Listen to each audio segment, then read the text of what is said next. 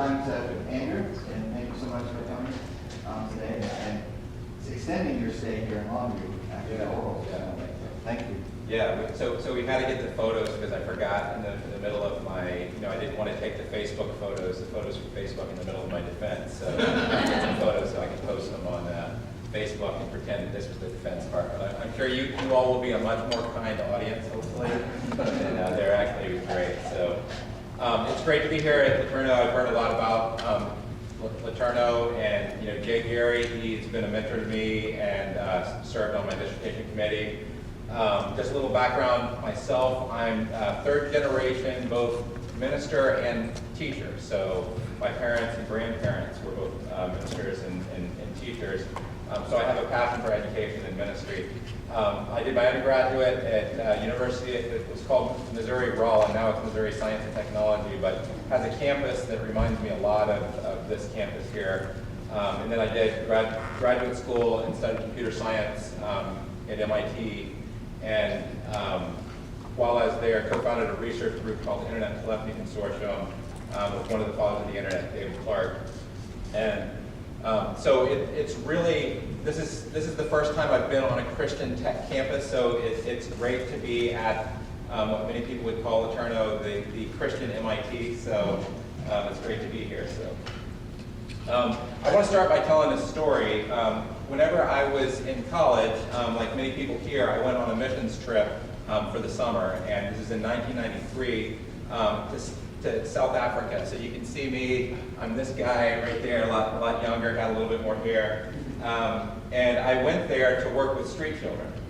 And it was apartheid was still being dismantled. Nelson Mandela had just been freed from jail, but he hadn't become president. And so it was kind of a crazy time in South Africa. But they were dealing with a lot of problems of urbanization.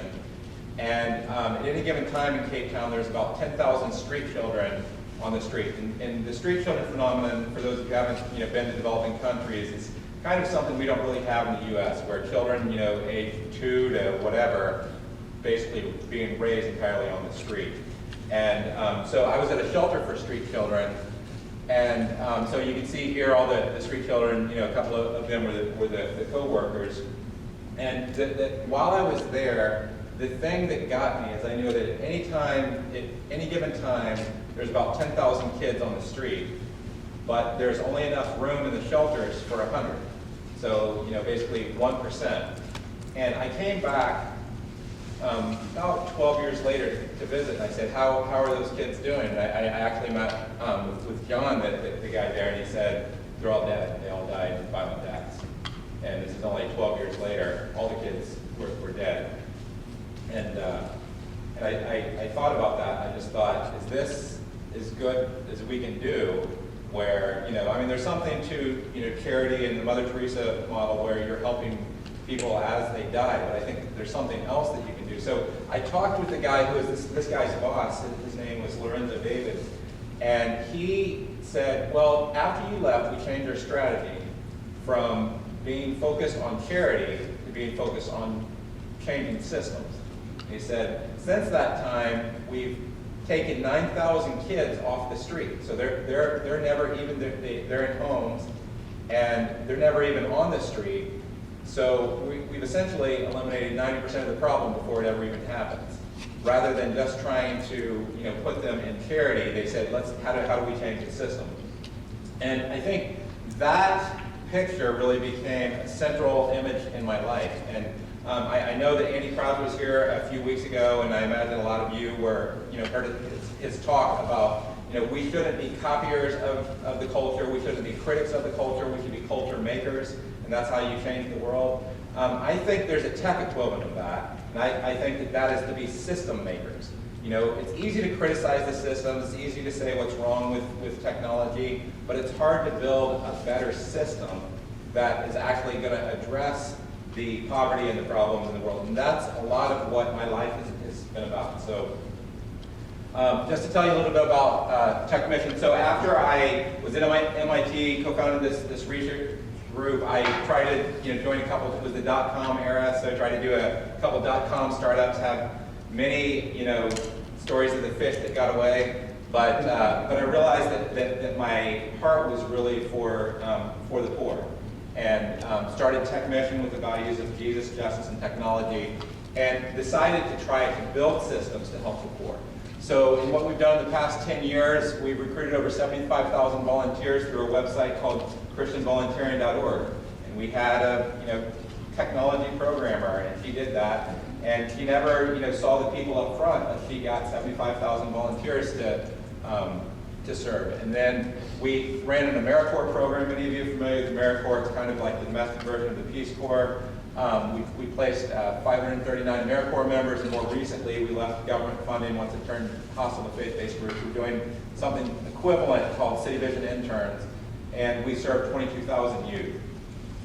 We served about 10 million people through our websites, had the third most visited website among Christians serving the poor, and now we have an online college, and that's a focus of what we're trying to do. And part of the power of technology is, you hear about these companies that, what was it, that Facebook bought that company, was it WeChat, or I'm trying to remember what it was called, for like, I don't know, $20 billion, and they only had 40 engineers. So they each, if they split it up evenly, they would have each got $500 million for, less than a year's worth of work. That's a pretty good deal, right? And only with technology can you have that impact. There's ways that you can have that social impact. So we haven't gotten quite to that level, but just a few of us over a 10-year period were able to get $75 million of resources to the poor. As they mentioned, I just shared my dissertation defense, and I want to share a little bit. The topic is focused on disruptive innovation in Christian higher education in the poor. And we're in the middle of a transition, and Alvin Toffler in the third wave, he talks about the transition from the agricultural age to the industrial age to the information age. And as you make each of these transitions, there's a radical change in the system. So whenever I was in South Africa and working with the street children, you're having a transition from an agricultural economy to an industrial economy. Everyone was moving to the city, but they didn't have the systems to cope with that many people in the city, so you had the street children phenomenon happen. But what happens in an economy, as the economy develops, it starts off where most of the employment, so this is showing, employment, percentage of employment, most of the employment's in agriculture, then a much higher percentage happens in industry, and then ultimately it ends up in services. So the big issue that's affected cities, a lot of people will say, the reason why our cities are going downhill was white flight, or they like to blame it on people. But the biggest reason why our cities have gone down is because the jobs are gone. So this graph here shows the percentage of the United States working population that is employed in manufacturing jobs. So you can see at its peak, this is obviously, in the war, but it was close to 40% of the country. And then, this is not what you want to see if you're trying to grow your business, a downward curve like that. And it's gone down to less than 10%. And part of the reason why that's so significant, there's a Harvard economist, or I think he's a sociologist, William Julius Wilson, who did a book called, let's see, what was it? I can't remember the name of the book, but basically what he talked, it's When Work Disappears is what it was. And he said that in urban communities, manufacturing jobs provided about half the jobs to urban men. So all of a sudden, you have the decay of inner cities, and people will blame the decay on, oh, well, they're not married. Well, whenever there's no jobs for men, part of what he traced it back to is he said there's no jobs for men, so the women won't marry them because it's economically to their advantage to be on their own, essentially, because the men can't get jobs. So there's a lot of problems that resulted in this. And historically, what people have said is they've said, okay, it's okay that you go back to this previous thing. We lost all our agricultural jobs, and we replaced them with other jobs, industrial jobs. So people say that's going to happen again. But that may not be what's going to happen again. If you actually look at the top economists who are studying this, there's a study that was done in the UK that looked at employment in the United States, and they're saying that 47% of employment in the United States is at high risk of being automated in the next 2 decades. And there's been a range of books. The Race Against the Machine is a big one, Lights in the Tunnel, Average is Over. Some of these are hopeful, some of them are more dystopian. Lights in the Tunnel, paints a picture a dystopian future where the optimal way to run the economy might be that everything's automated, only 10% of the workers need to work, and the rest of the people, don't have to work, but they also don't have income. So you might say, well, that's great. We all just, retire and, collect things. Well, for people who are unemployed today, is that the way it works? I don't think that's the way it's going to work. So that's more of a dystopian future. So, how do you respond to that? And I think that, the overall frame of how I like to think about this is the quote from H.G. Wells, that human history becomes more and more a race between education and catastrophe.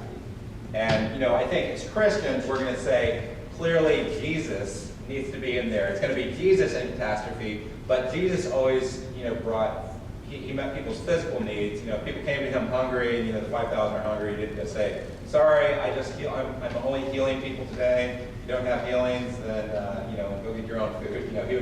He would serve the physical needs of people. And the biggest physical need right now, I think, for the poor is education.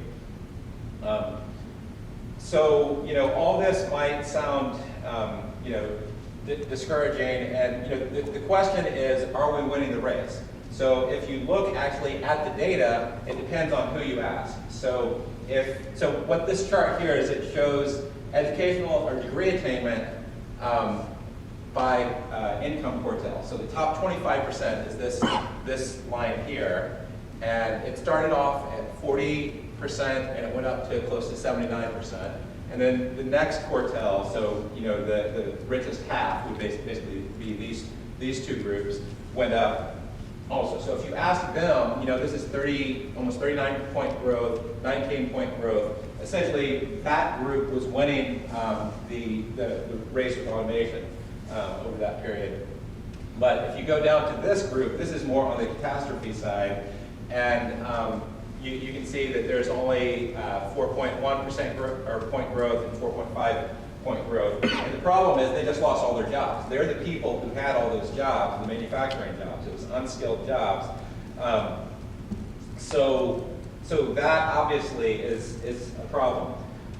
So if you look at why is this different, up to 1980, and there's economists, there's a group of Harvard economists, and they looked at how quickly are we losing jobs, how quickly are we educating people getting college degrees. And they said that from 1900 to 1980, we were actually winning the race with technology. We're educating people, getting more college degrees than we were losing jobs. But from 1980 until now, we've been losing jobs a lot faster, because the growth of people who are college educated was growing at about 4% a year all the way through 1980. And then it dropped down to something like 2.2% a year. And while it may not seem that big a difference to lose 1.8 points, but that's the difference between the US economy and, say, Japan's economy, or the US economy and, say, European economy. So whenever you grow, once that gets compounded, it makes a big difference. So there's been a lot of talk in the United States about the big gap between the rich and the poor, and what these economists have said is about 70% of that gap could be attributed just to the fact that the education slowed down. If we didn't slow down the education, then there wouldn't be that gap. So there's a group out there called the Lumina Foundation, and I think they actually gave a grant to Laterno, right? Workshop. So a workshop. And what they've said is, how do we change this? This is the current trajectory. So if we keep on our current trajectory, this is where we're going to be in 2025. We'll be at 49% of the country. But the problem is we're losing a lot of jobs. So how do we win the race with automation? And basically they said if we can get to 60% by 2025, then we'll be winning the race with automation. If we don't, there's going to be growing unemployment. So if you talk about people call it the Great Recession right now. And that's kind of a fun word. It makes it sound not quite as bad. But the reality is that the recovery in the economy has only happened in the top 10%. The bottom 90% is still in what, if you put that group in its own category, it would still be in the Great Depression. And that part of the economy hasn't recovered. So the question is, we need all this extra education. Where are we going to get it? It's not going to come from the government. The government is decreasing funding, and obviously in Christian higher education, you're not going to get a lot of the state subsidy that the state schools get. So that's where the disruptive innovation comes into play. So the basic idea behind disruptive innovation is you start with some sort of technology. So, you saw us taking pictures with a digital camera. So I had a digital camera back in, I think it might have even been the 80s. And it was incredibly grainy. You could barely even tell the picture, like what it was, the picture of what you took. I thought it was really cool at the time. But it was really poor quality. So it starts off really poor quality. But then eventually it gets better than your basic point-and-click film cameras. Then it gets better than the average film cameras. And then now the best digital cameras are better than the best film cameras. So there's been a lot of industries that have been disrupted, a lot of them related to the internet. The internet disrupted travel agents. Mobile phones disrupted traditional landline phones. Netflix disrupted Blockbuster, which disrupted the movie theater, which disrupted traditional theater, right? And you'd even say the traditional theaters disrupted the average person telling stories or whatever. So I used to work with venture capitalists, and I was the guy who would go in and they would say, what state is the technology in? Is this technology ready for prime time? And if I look at where online education is, I would say it's right about here in this process. So it's good online education is better than low quality physical brick and mortar schools. So what's happened right now, if you look, there is a wave of schools that are closing, but most of the schools that are closing, I would say, are the low quality ones, because they're having schools like Liberty University now has 100,000 students in it, and they're competing with these low quality schools. So, but the idea is that disruptive innovation keeps going up and up until there's increasing quality. So there's a lot of controversy around the idea of disruptive innovation in higher education. There's a lot of people who would say it's not going to happen, and there's a lot of quotes out there, and it's quotes like Peter Drucker in 1997. He said, 30 years from now, big university campuses will be relics. So if you look at where we are 30 years from now, that's 3 years. That's in 2017. That's it's almost 2015, so that's almost 2 years. I don't think that all the university campuses have closed, right? So it's quotes like this that have caused a lot of people to kind of frown upon the idea of disruptive innovation. But having said that, Peter Drucker is probably the top management guru of the 20th century. Clayton Christensen probably is the most quoted management guru of the 21st century. And he just said in 2013, in 15 years, half of U.S. universities may be in bankruptcy. I think both of them are overshooting it. I think that the quote to use is this quote from Roy Amara, and he has something called Amara's Law. If you're in the tech field, this is an important one to know. People tend to overestimate the effect of the technology in the short run and underestimate the effect of the technology in the long run. So I co-founded the Internet Telephony Consortium. I worked with all of these startup companies and all the traditional carriers. I helped design Sprint's first voice over IP product. And about 8 years into that, everyone said, look, it didn't change the world. And then now it's about, 16 years after we made a lot of those, about 15 years after we made all those predictions. And what happened this year is Skype, the minutes that are happening internationally on Skype are greater than all the long distance carriers combined internationally. They have decided they're going to shut down the traditional phone system network by like 2018. So that it's going to be, like they shut down analog TV. Over a 20-year period, that's part of the reason why a lot of the predictions I'm doing here is more in the 20-year period. You'll see a lot of these transitions start to happen. So if you're in technology, you've probably seen this, in one of your classes, or used this innovation curve in one of your classes. So, it's technology. This is the innovation adoption curve. So as technology, new technology is introduced, you have the innovators. So who here used the first Palm Pilot that was out there? Or who actually had a Newton? Now, if you had a Newton, you were really, bleeding edge, right? So, and then you have the early adopters. So who had like a Trio phone or the original Windows smartphone, right? So that's the early adopters. Clunky, horrible device. I'd play music and it'd crash on me all the time, And then you have the iPhone. So that's where you get into the early majority and Android, the late majority, so part of what the iPad is doing is it's providing that late majority. I hear people giving their grandmother an iPad and not really telling them that it's not a newspaper, and they just flip through it and don't even really realize that they're using technology. So that's how you get the late majority. But the key issue here is this thing called the chasm. And the chasm is basically the people who build this stuff, who are the super techies who get the Palm Pilots, they often are not the people who know how to serve this side. So Steve Jobs, he's a very suave guy, right? He understands the average person. But a lot of the people who build these things, Wozniak, the other guy on Apple, he's over here, right? So, if you look at a lot of the internet companies that created technology, so iPhone, is an obvious example, but Google wasn't the first search engine, Facebook wasn't the first social network, Skype wasn't the first voice over IP company. They met the need in the market there. So if you look at the innovation cycle of online education, I would say that we're right here. We're still in the early adopter stage, and I would call that the learning management system stage.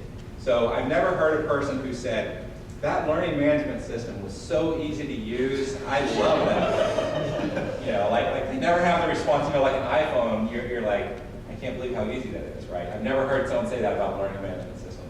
So, and I think we're getting ready to go into the next stage, which is what I'm calling the courseware stage.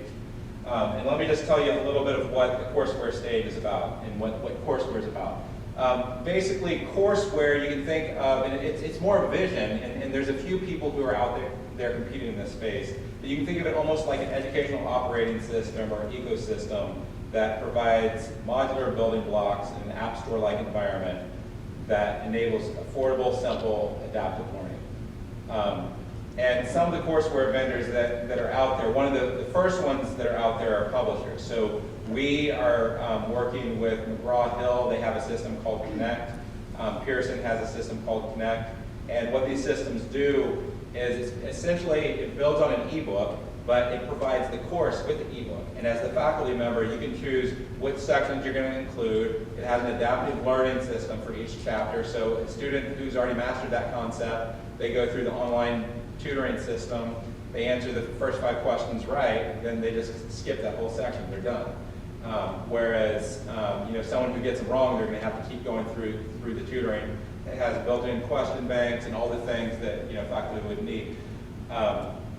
And then the other groups that are out there, and these are really the first people out there, but I think in the long term it's going to be the technology ecosystem. So that's where you have courseware tied to devices or tech ecosystems. So things right now, like if you think about, well, iTunes University replaced the college campus. No one would think that today, right? But give it 20 years, give it 30 years, you might have some things, if it keeps innovating, there could be things that happen there. And I don't think it would replace it, but it could disrupt it. Google, they just came out with Classroom, they have their Chromebook, and app stores. There's groups that are trying to basically include all the things you need for your entire degree in a tablet.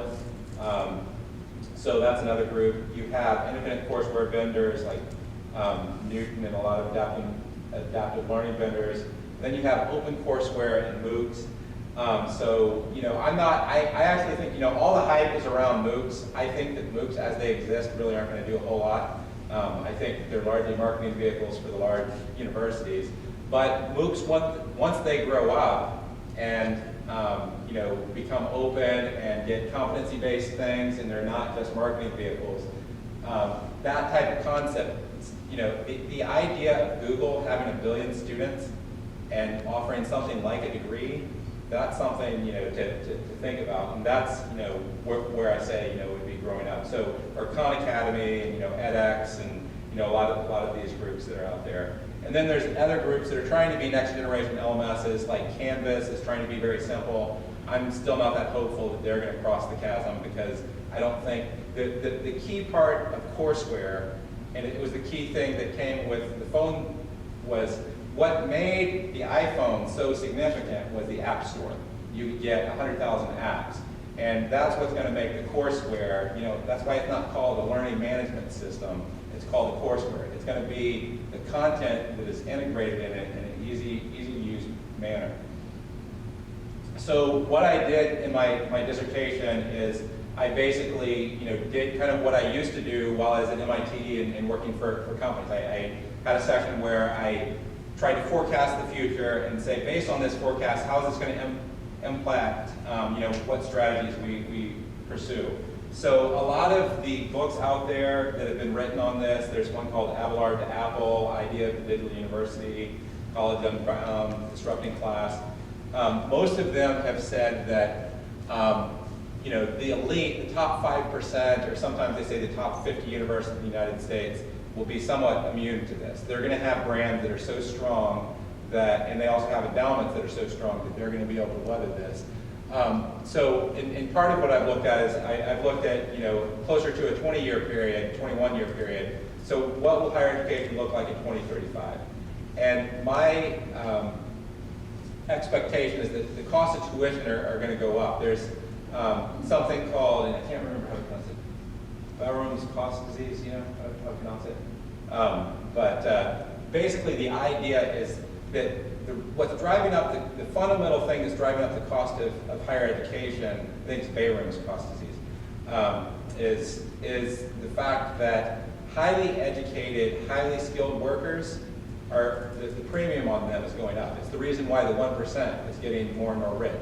If you are really educated, then your premium is going up and up. So if you look at the growth of the cost of higher education, it almost exactly mirrors the growth of the cost of doctors, the cost of other skilled services. So the highest skilled engineers, it's also happening in. But the cost is going to keep going up to where I think by 2035, it's going to cost, in today's dollars, it would cost $400,000 to go to one of these schools like Harvard. So for parents who are freaking out now, So if you're just getting ready to have a kid, you better have started saving about 10 years ago so you can afford to pay for their tuition, right? So, but the market analogy there is the New York Times, The Economist. They were able to survive, whereas a lot of the other news agencies didn't. So then the next tier, and this is where a lot of the disruption is going to happen, it's the high quality, moderate cost. Clayton Christensen, this is where his quote said he thought that 50% will be in bankruptcy, and tuition will be at $50,000 to $100,000. There, the analogy is physical retail and cable TV. And if you look at Amazon.com, and a lot of people, and you look at the retail sector has been brutalized over the past 20 years. A lot of companies have closed down. Radio